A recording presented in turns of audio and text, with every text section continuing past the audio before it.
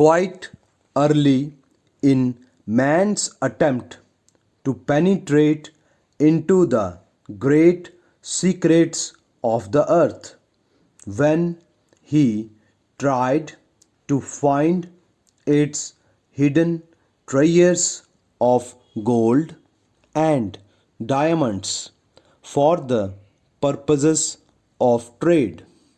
He learned one important fact, namely that it grows hotter as you descend. Stop.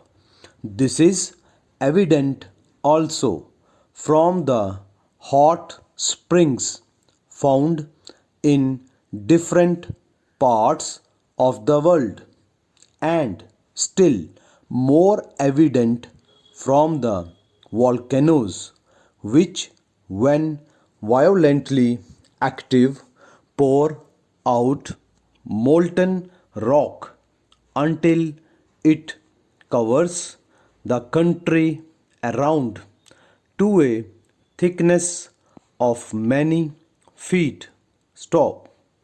A great authority on the subject has asserted that there are slight earth tremors every quarter of an hour.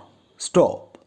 The hand of man seems weak indeed when we think of the wondrous power of these mighty forces.